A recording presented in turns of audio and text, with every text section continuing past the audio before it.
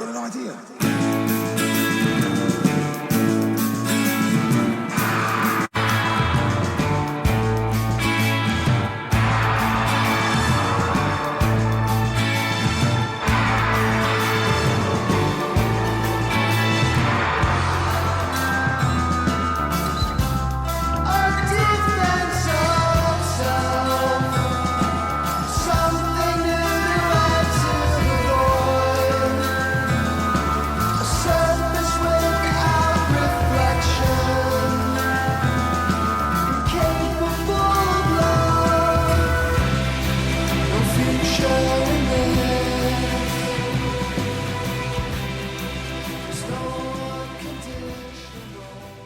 Cool. Hey, welcome back, TJ.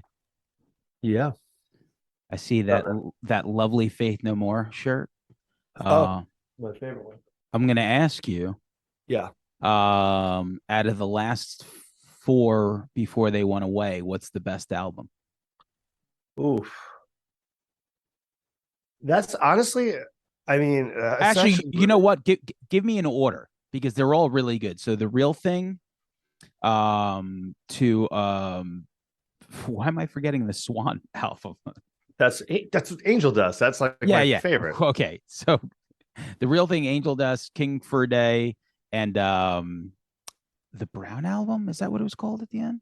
The last one was album of the year. Album of the year. Album of the year. That was great too. So rate those in order for me. They're kind of in order, I feel like. Yeah. Because I can't say like one is something better than the other. The last one was like I don't know. They're just like, what a great band. I don't know. Like they're so different. Like Real Thing is so different than Angel Dust, and King for a Day is like very different than all of it. And then the last one I think is more uniform, but it's sick. I don't know. It's like, okay, it's great. It's probably my least favorite one, but I'd probably go back to it now, and then like Gary's Desert List, it would still hold up. You know, it took Gary's Desert List. Man, that's a deep cut for everyone. Deep Howard Stern reference for us. Gary's Desert List, yes. So yeah, man, it took me a long time to listen to the last two albums because I remember when Jim Martin left, I was like, yeah, whatever. King for a Day was cool. Like I heard Dig in the Grave and I was like, this is great. And then the rest of the record didn't connect with me. So I didn't even listen to Album of the Year for a long time. And then one day I listened to those last two albums like consecutively. And I was like, what the fuck was I thinking? These albums are so good. Dude, like, so good. What a like you said, super fucking unique band, man. Those four. Angel Dust is like my I don't know. I just that changed everything for me, that record. You know? Yeah. You know. Yeah, just curious because wearing that shirt, which is a really old shirt, actually. That might be from like the Chuck Mosley era. Mosley. He died not too long ago, and he actually played Beeries because I played. I remember that. I remember that. I played that show. You did? I did. I was they asked me to like open that. I'm pretty. It's so funny because it wasn't that long ago, but I'm pretty sure I did. Hold on. So then let me look real quick here. Right. It's so funny how I wouldn't even remember, but one of the highlights of that day or night was that Roddy came out. Roddy Bottom. Yeah, Roddy Bottom. And it was cool. He was just like this dude in like all white. And I was like, you're fucking Roddy Bottom from Faith No More. And we took a picture together at Beery's, like, well, he has to be a nice guy. Oh, he was so cool. He was so cool. Like he did, you ever listen to Imperial Teen? Not really. No, I know of it though, but neither did I. I was very like, I didn't really know it too well. And then when he played, the sound guy Mike Longo was like, "Oh, you should really listen to them because they were like a really cool power pop band." And from that moment on, I really dug them. Really, really cool stuff. I'll say my last thing on that is Faith No More is an important band to me. but also what I realized like back in the with my old band, I remember taking like a vocal lesson from the label making us take a vocal lesson. And I never did that before. And they were like, who's like your favorite singer? And at the time, I remember saying Mike Patton. They go, well, you actually sing properly because just me mimicking Angel Dust, like that first, Land of Sunshine, that first record where he's like, he goes operatic, like kind of like, Yeah, it's yeah. so hard to do that Very I hard. guess I'd be singing around, like driving around, and maybe in the 90s, I guess what it was, and driving around and just singing that. I'm not going to do it now on microphone because it'll sound dopey, but that for, when he says senile and it like goes up. And I guess you're just sitting down and driving and just training to like sing along to something that like difficult. They said you sing properly. When I said Mike Patton, they were like, that makes sense as you actually, that was, an influence to you. But Yeah, not that's like I see anything like him or anything, but just the no, concept no, yeah. going It, all up and down, and my range was all over the place at that point. And then it was weird to say I could sing properly. A lot of people don't, I guess, but yeah, it took I had to go take lessons from this lady, Melissa Cross, to like oh, I and know what that is yeah. So like the metal lady. yes. Yeah, yeah. So like my Just our told me old they went to her recently. They, all right, continue. Sorry. oh yeah, so like our old keyboard player, like when we first started the band, she would take lessons from her, and then one day, like she's like, "Oh, come with me to these lessons." And at the end of the lesson, what she did because it was like a Christmas time, so she got me a lesson for Christmas, and I was like, "Oh, okay, cool." And I was like, "Oh yeah, it's probably because back then, if I had a good night of singing, I didn't understand how I Yeah, did it. I didn't understand how I did it. Like I knew how to like I knew I could, but I didn't understand how. So taking the lessons with her for like a year kind of like helped me a little bit. Um because it was just yeah, back then I didn't know. It's like one day I could sing and then the next I'm like, "Oh, I don't know what I did." It's I don't yeah, know. Yeah, yeah. I strange. think she's worked with multiple people that I know. But so like so Angel Dust is something that you were singing along to. I love that. Sometimes there's certain albums like whenever we play a show, like I'll do the warm-ups real quick, like now I have this app called Vocal Ease and then I'll do like I have a show tonight and it's like I'll do that for a little bit and then I'll pick like a song or two from an album that I'm like, okay, I'll warm up with these three songs. Like what's an album that you still to this day warm up with? I don't warm up with any album. Oh, I so actually, I'll tell cool. you, So cool. I'm just so cool, dude, that Yeah. I just comes out. Yeah. No, I Was that you at the I Paramount? uh-huh. And it just just came out.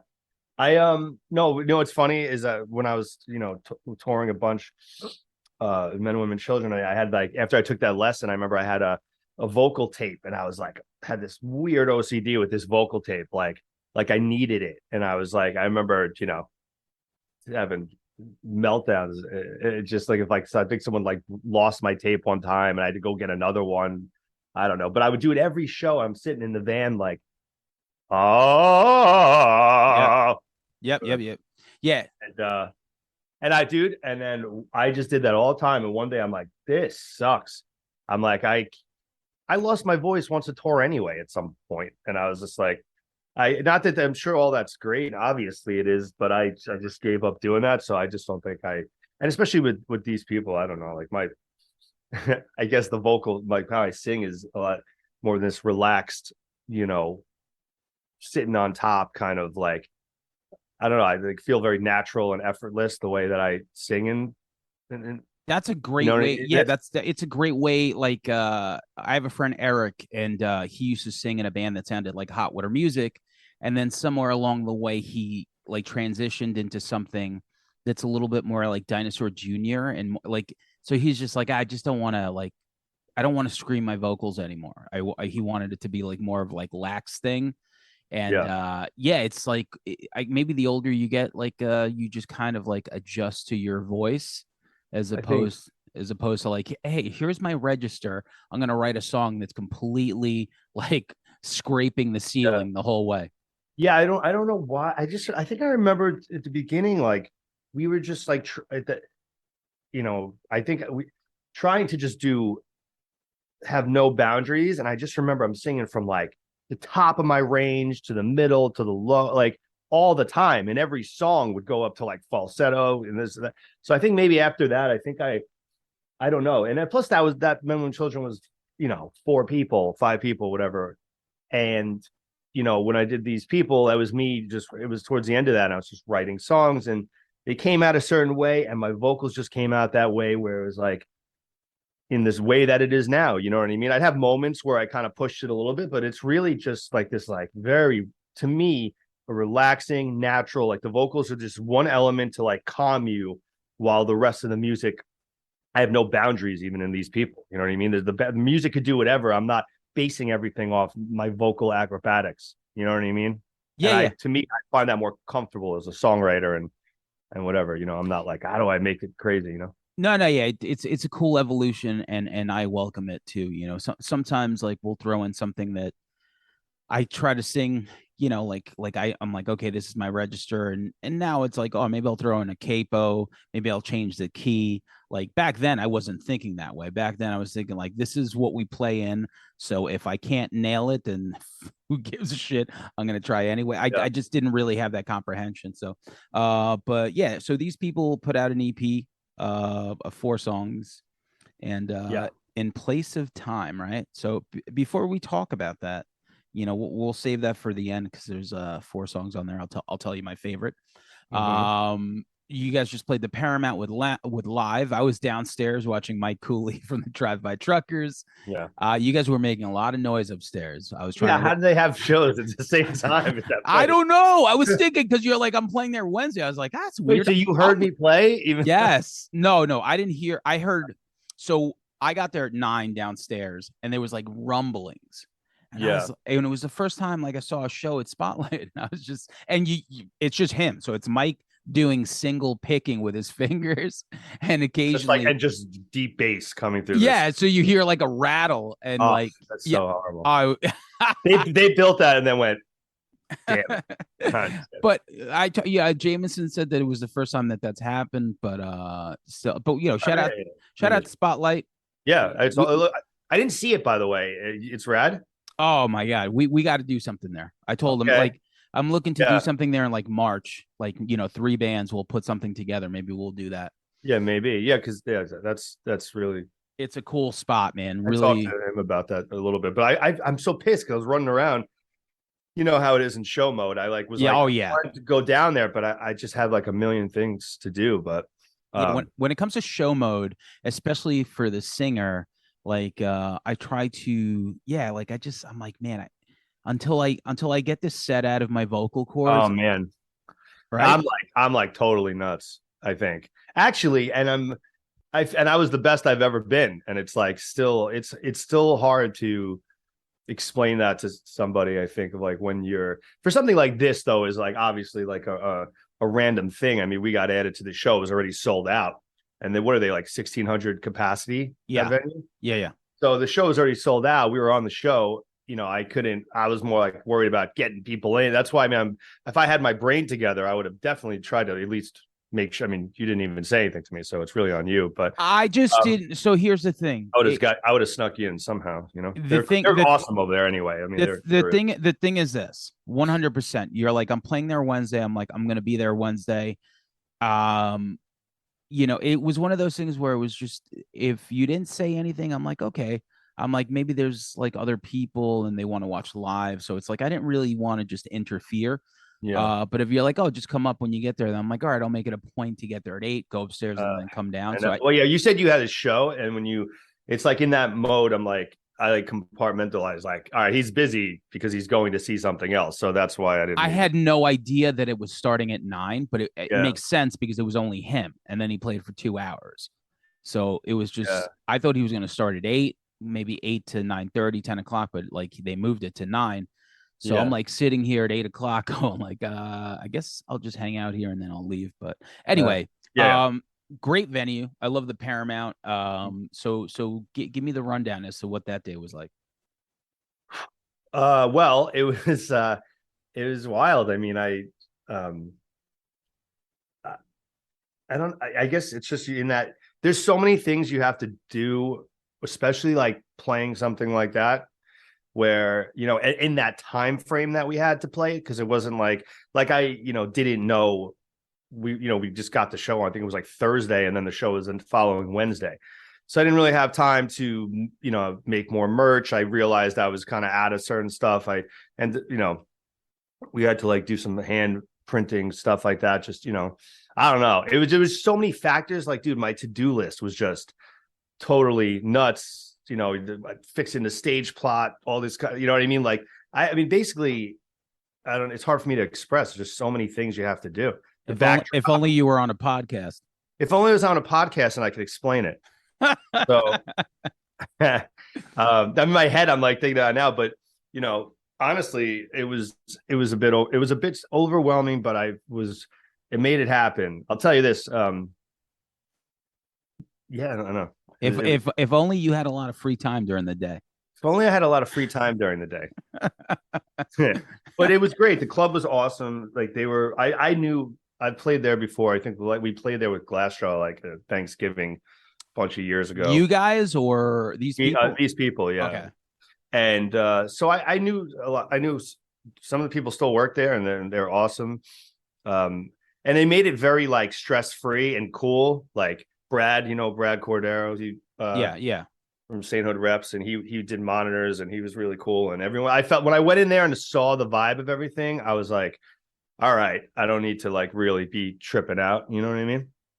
Yeah. And so, but I mean, so you put together this band, right? For the most part, right? It's just like, aside from James, it's all different people, right? Yeah, I have a new bassist and drummer, Paul and Fred, and that was wild. Like it was just me and James for a while, like doing acoustic stuff. During the pandemic, we did not play full band at all. So, yeah, it was like we were just like we've been talking, like we got to just get together so we could start playing. And I was in my head too. I'm like, this is not going to be easy to find two dudes, So, and I got them in like one fell swoop. It was like really wild. Like the drummer was close friends with my previous drummer, who I'm still friends with, but he lives kind of further away, and he's a pain in the ass. He's like a prima donna, Is it Bill? No, Billy Reimer. No. Billy has helped me. Billy's the best. I wasn't sure. Johnny, I'm messing around. Johnny's like, I love him. He's like the funniest dude. But he was, he plays in another band with James, and he just was like, listen, if you get a crazy show, like I'm gonna play with you, but I ain't gonna practice with you every week. And I feel like I just wanted to practice the way I used to. Yeah, like we had this conversation. Yeah, like you and I, because it's like regardless, it's like there is that cool magic part of it where you go into a studio, like you go into your rehearsal space for 2 to 3 hours, one day a week, and it's cool. Like you feel ready for stuff. Yeah, and to tell you, like, so yeah, because like what I've done for the last while is like, okay, we got this show, whatever, playing Knitting Factory on this day in a month. Hey, guys, like I find a band, or even if I have the guys who were kind of in mind, hey, we do 2-3 practices, and we play the show, and it's like that's like not even fun, kind of. It's like you hang out for like a few times and you do it, but in this case, I was like, after I got the guys locked down, I was like, let's just practice like I used to at the beginning, and every week, and you're playing and you kind of you jam a little bit for fun to loosen up. Kind of stopped doing that, but we were doing that for a minute. It was pretty fun. I was having Paul record it because we practice his place as like a studio rehearsal. But then I'm like, I ain't sitting through riffs. You know what I mean? Like of jam. Yeah. It's not the last thing I'm going to do. So it worked out, and like obviously, it's always like nerve wracking. I would imagine if you're going to play to a sold out show with two people. So we were ready. That's my point. Oh, you were ready. Okay, we were practicing for 3 months or something every week. And then I was just like in my head, like, all right, cool. And then we just got that show. And the part of us practicing was the part that I wasn't stressed out about. And that was cool. Okay. And how do you think like because like live is a pretty different band, but I think like their audience that's been with them forever, pretty open to the stuff you guys do. You guys have listening to the new EP, I never really picked it up before, but then when you told me you saw this band, I was like, you know what? I could see the similarities. What's that? It has a Shins like vibe to it for sure. Oh, yeah. I mean, I think like the first album for sure, like definitely has like that flavor. I mean, that's nice to say, I guess. I mean, I don't know. I mean, I always, whenever they came out, I thought they were great, but I just love his melody schemes. I don't think I kind of do. He like kind of dances around the whole with the vocals. You know what I mean? But yeah, if you hear something Listen, in there like that, that's pretty listen, cool. you fucking cocksucker. I just You're told calling me you. a ripoff? I just no, You're calling me a ripoff on the I just told you that you have like you sound more from that planet than you do the Foo Fighters. Like yeah, totally. I'm No, trying to describe your sound for anyone that's listening that be like, hey, maybe I'll check this band out or maybe I won't. But it's like, go okay, further. Go further. What does it sound like to you? Aside it's from you could hear a so sprinkle of the Shins. so there's a lot of stuff. I know that you're into like a lot of interesting like 60s, 70s type things. You could even go like early Pink Floyd with a lot of this stuff, you know, like where you hear that stuff. I'll tell you right now, Sid Barrett. I mean, well, that's I have a Sid. picture on my wall. Yeah, That was yeah. a that was a. I mean, we've never talked about that, but that's it, have we? But that was a huge influence of the genesis of this band, I think, because I grew up as a kid listening Okay. to early Floyd and Sid Barrett. You Yeah, know, so exactly. Like early stuff, not like fucking the wall or anything, but even like some like just very much that vibe. But out of the four songs, so you have Forces at Work, you hmm. have Levels, you have Mind Reading, and Past Tense. All great songs, very memorable. I know that you're anti-hook, but maybe you I'm not leaned anti-hook at all. Where the hell did you get that from? maybe you leaned into it. I'm like fucking with you. Fucking Uh, hang up with on you right now. Jesus, All right. no, Don't make me text anti-hook. don't make me text Richard Flesh right now. Um, so but mind reading, I think mind reading is like the tour de force out of the four songs here. Yeah, I keep Uh, getting different ones, so it's funny that I'll go back to the hooks thing here. yeah. Um, didn't we have a discussion where you were basically saying you're like maybe it's too catchy, maybe it's too this? No, yeah, maybe, but I Yeah, think no, 100% we no, did. but that's not no. But the thing is, like, I actually love making like hooks or memorable things. I think it's what I was probably saying is in this band or in the way that I kind of do melody stuff is I like to turn left when you expect to turn right. Absolutely. And that to me makes it hookier because sometimes you don't expect that. And then the next time you hear it, it becomes even catchier because you, or whatever the word you want to use, because you're like, oh, whoa, I didn't expect that. And then the next time it's like you expect it. And I have to mix this stuff for hours and hours. You know what I mean? Like I need to be interested. And I think that you listen with this music to me, if someone doesn't get it right away on a few spins, you're hearing all these things come out to you. And that's some of my favorite music is like that. But I care very much about writing memorable parts and have every part be something that is stuck in your head. Absolutely, I like that kind of music, but the stuff that you're into isn't very conventional stuff, like where it can be stuck in your head, but you're not like sitting here, you know, like I remember I told you one hook sounded like Oasis. I Oh, think and then I threw the song I think you almost had a heart attack. out.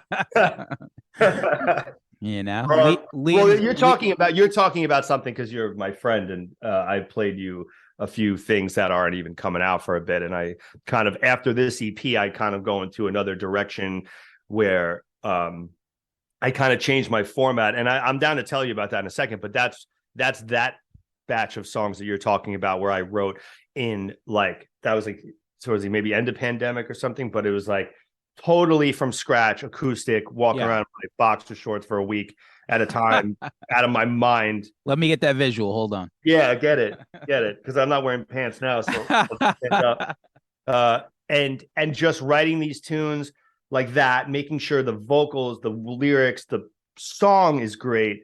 And I did a different kind of thing this time where then my brother I gave it to him, and whereas before, but even this EP would be like, it was so different how everything happened, but it was almost like I do a bunch of stuff, structured, right parts, blah, blah, blah. Then Rick, my brother, would come in and kind of be like, well, that sucks. And then, or that's cool. And then he'd like make parts or melodies. And it was almost like a Frankenstein on that EP, I think. And whereas this next thing that's not even out yet is like I sat there, did that structure, then I gave it to Rick and let him just do this stuff on it. And I actually, it's really incredibly enjoyable for me.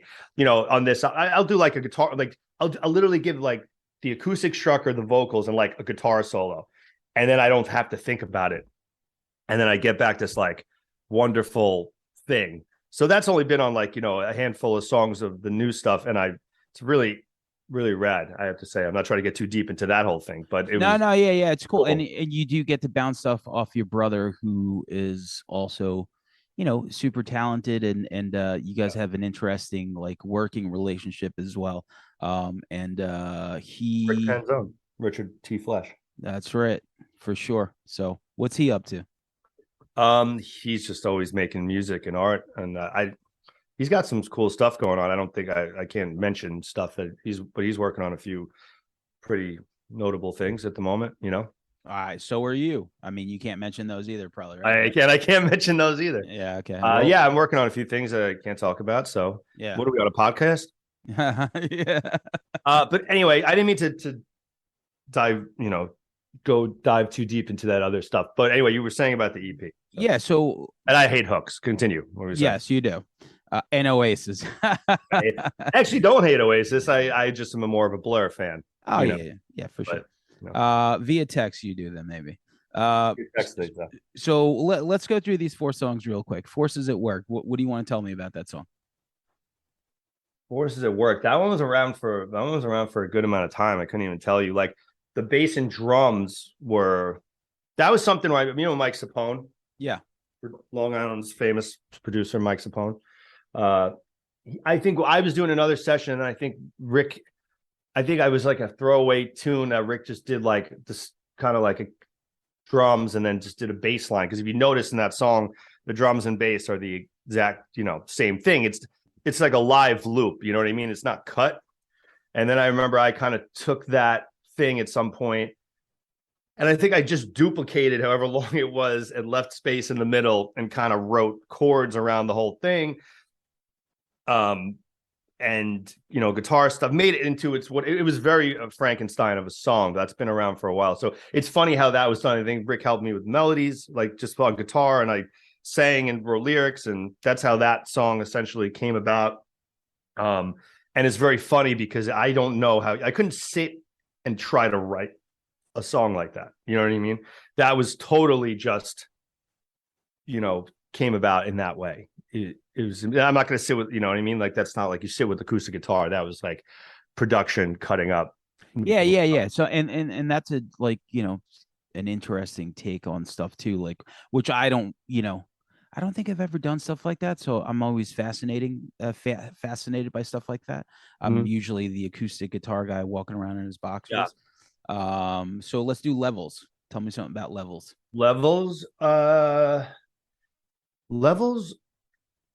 think I wrote that. I try to, this might sound dopey, but I try to always write a song on my birthday for some weird reason. I just want to feel that there's a reason I'm, to do it. I'm like, all right, I got to write a tune. I remember that was one that the structure was kind of there. I of like the chords and all that kind of stuff.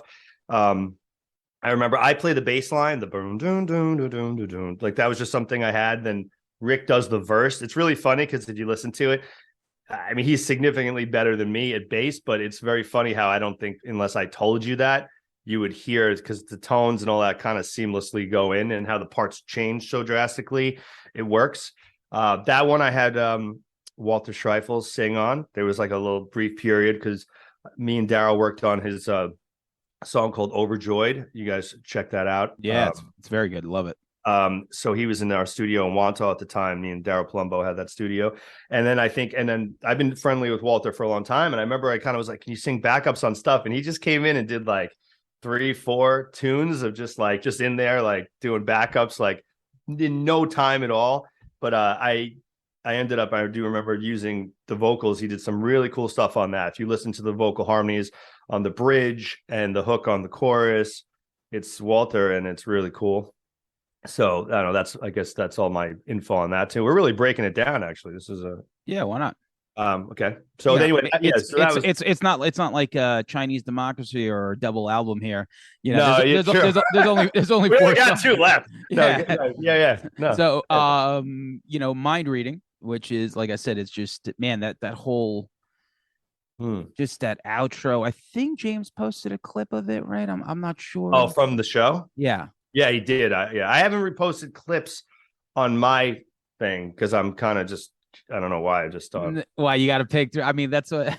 I got so many videos that people send me from that. But I don't know, whatever. It's like the mystery is gone. You see this like playing, but I thought it sounded good and it looked pretty The good. mystery. Okay. Wow. Okay. Yeah. But tell Look me at a something about picture. mind reading. Um, so mind reading is this is funny, I guess, is like that song was all in A, like That is funny. no, but like I never the whole the drums were tracked to that tune, but the song was like only the only part we had was the intro I had, and then I had different things. And I remember my brother when I was about to pick up my guitar. You can't play that on the podcast, can you? I don't give a fuck. Oh, let me see. Yeah. So, but it was like, and I realized, Hum hum him.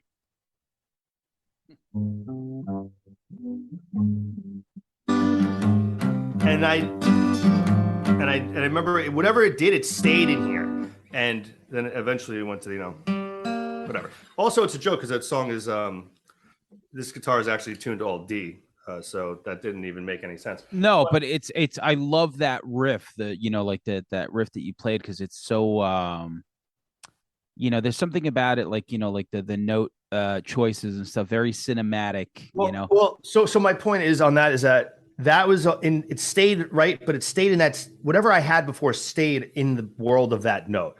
What happened was, as I remember when we were tracking it, Rick played the drums to it. When he went to do bass, he was like, I don't think I could play bass on this. It's like not, it's you don't change anywhere. It's all in A, the entire or D, all right, whatever. I think it was in. It's like he doesn't change. You know what I mean? I'm not really more of a.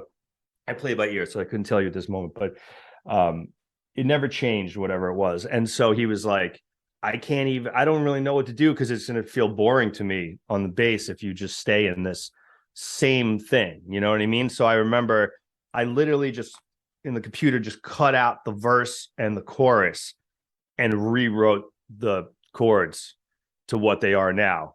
And I remember I sent it to him and he was like, yeah, no, there you go. Sounds good. There you go.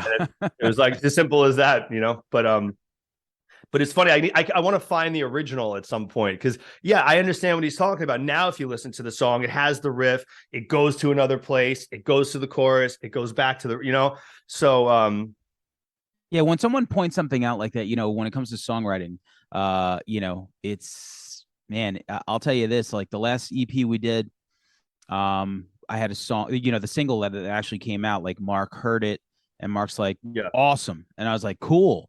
And he's like, pre-chorus is too long. I was like, no, it's not. yeah. And then he was like, nah, he's like, I'm telling you, it's too long. And I was like, all You're right, like, how dare you? how dare you? And now How when I dare you say now the thing that came out of my brain is not perfect the way it's supposed to be? now when I listened to it, I was like, all right, yeah, you got it right. We ended up like shortening up the pre-chorus and then the chorus chords. He's like, don't change so quick. So when you change, like there's more Yeah, impact. You know, that little thing, once you're removed from it and you could look at it again, like you did, you said you went back and you're like, okay, I see what he was talking about. Yeah, well, man. technically, I mean, physically, he was like, I'm not playing bass on this. Yeah. He's like, that's cool. You figure this one out. I'll go pick He's a like, good you one. figure out that garbage that you tried to show me. No, Oh, you know, he's my. It's like, you know, weird. He's like my filter. You know what I mean? He's my brother, and I feel even in Men, Women, Children, he wrote a lot of music, and I felt very connected. I wrote vocals, and I felt connected to what he does, maybe because we are like that. So, like that meaning blood related. But so to me, it's like as a producer too, working on people's stuff. I'm a bit more delicate, I think, when I say stuff that maybe he might be to me. but I guess I'm fine with that because I like being challenged. I don't mind changing something. Forces at work, not to go back to that, but I remember there was a line that happened before what the vocal is now. When the vocal comes in, there was something before that. And I remember cutting it out the day I went to send it to mastering because I'm like, something is bothering me about this line.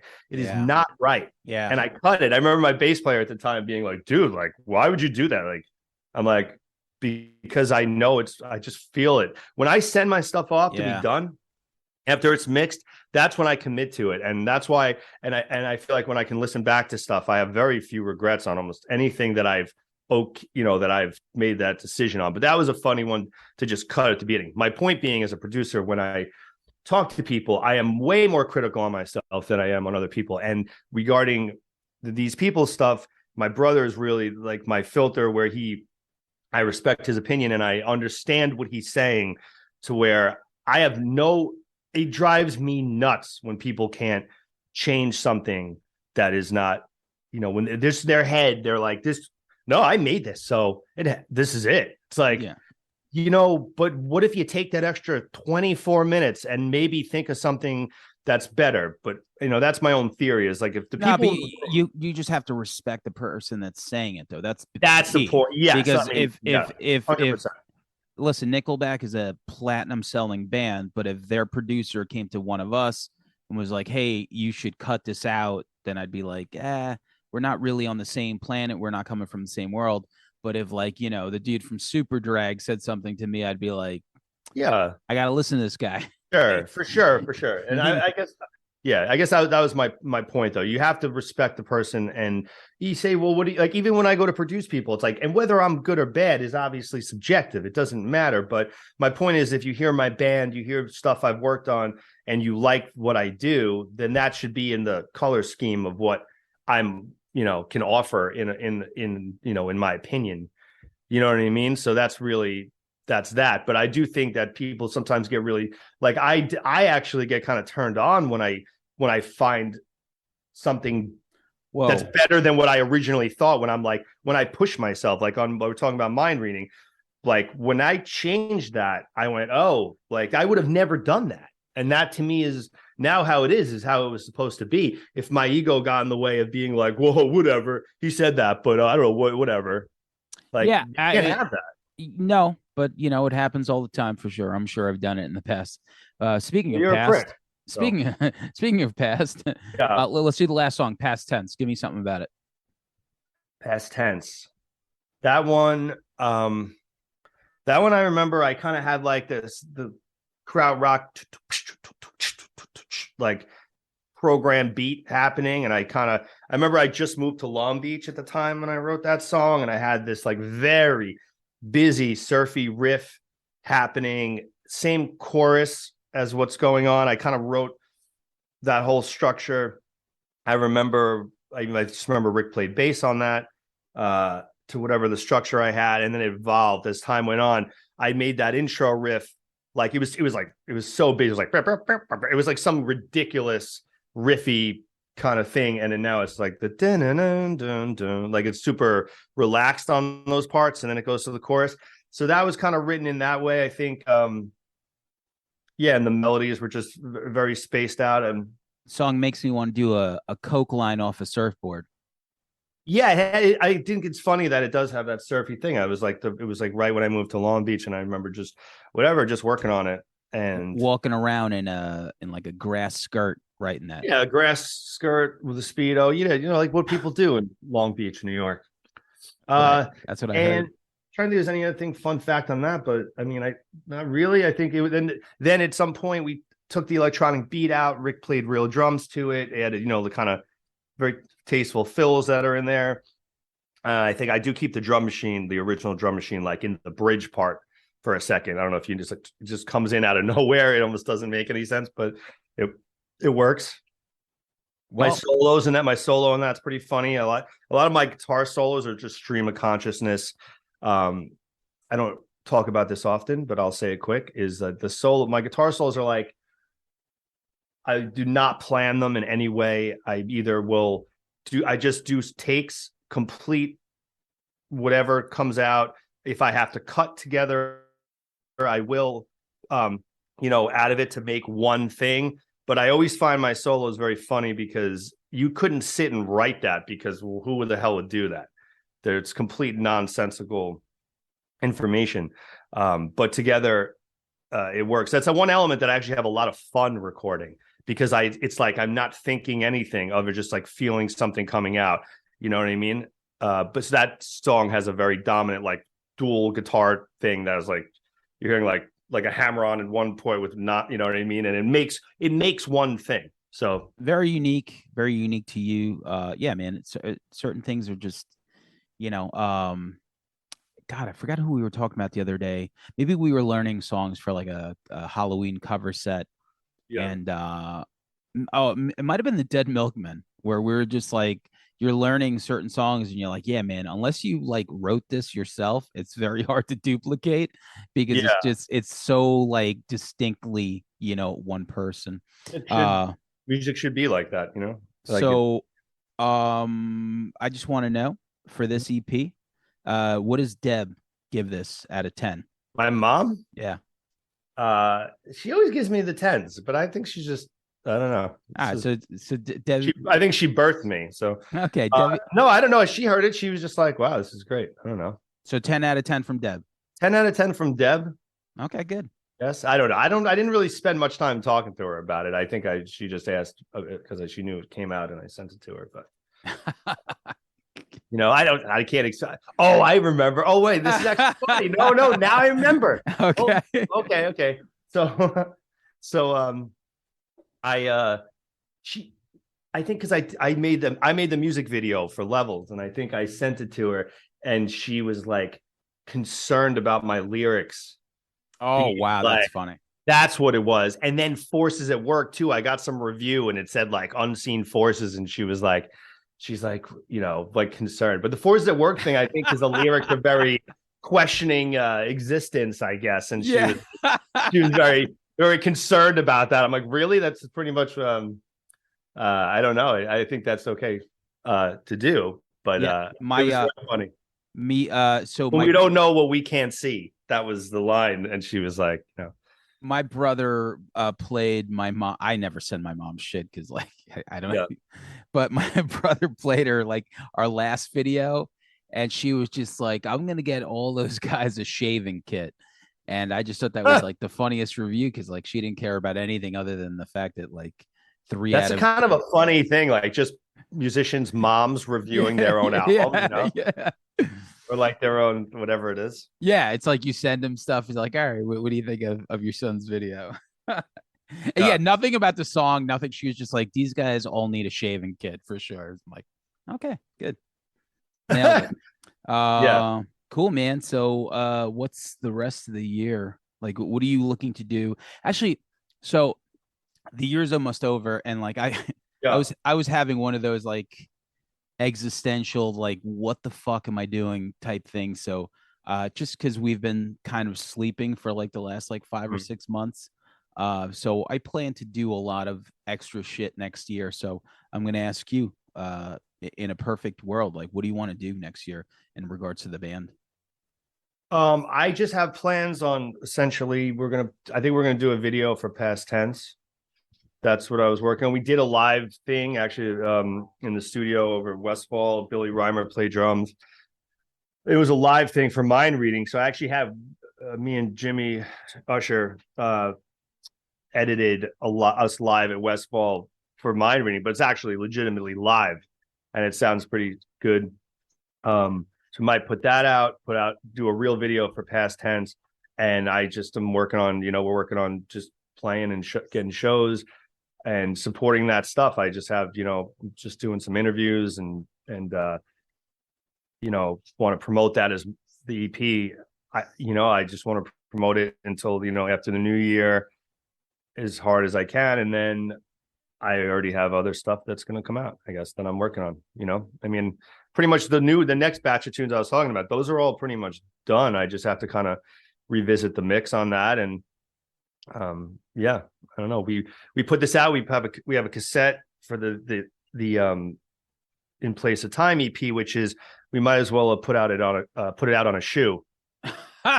Okay. because, but we did that. We have a 7-inch. So we're just might just even, just putting out those physical pieces of stuff.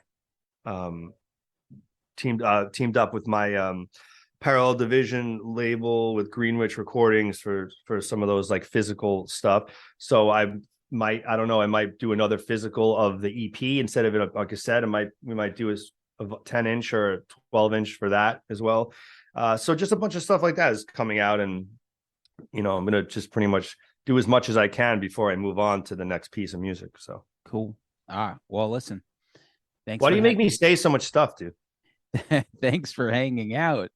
Thanks for hanging out with me. Yeah. And I don't know. I guess I'll put links up to the EP and people can check it out. And if they don't like it, they'll just listen to the Shins. Yeah, it's just virtually the same thing. Uh, I don't know why that irritates me. I'm gonna because they're a great band though. But Yeah, honestly, why would that?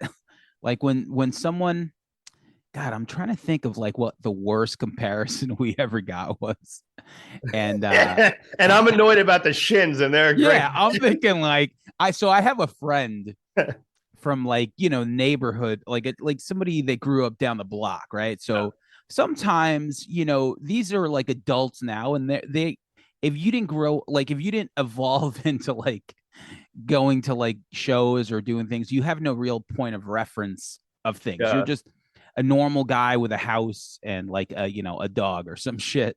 So like we played once and like he was like, "Oh man," he's like, that's pretty good." It's like kind of like Green Day guitars with Sublime vocals, and That's we what you were said your band sounds like? yeah. Oh, all right. You know what? I And feel a lot better, dude. Thank you for telling me that me, story. me and our bass player, because we all grew up in the same neighborhood, like we looked at each other, and I was like, "What am I going to do? Tell him he's wrong?" No, just I, kill him so he doesn't tell anyone else that. I was like, we both looked at each other. We're like, yeah, I can see that. Definitely Green Day guitars, Sublime vocals, I would say. Because like that's his point of reference. No, So not for anything though. That would be if that's what people heard from it, you'd be a massively huge. yeah, totally. You know what I mean? Everyone in Long Island would be stoked. Yeah, You might want to put that in the bio. I just never heard it described like that, and I was like, sure. I'm like, I could almost understand what you mean, like like sort of punk-ish rock I guitars. don't see the Sublime vote. Like, where's this? I don't know. Vote? I mean, it might have been the only two CDs he had in his car. I have no idea. I mean, you haven't smoked a joint in 32 years, so I smoked two joints before I smoked two joints, though, and then I smoked two more. Hmm. But yeah, cool. So thanks for hanging out. I'm gonna hit stop real quick. Ready? Yeah, man. Well, Later, buddy. Thank you, buddy.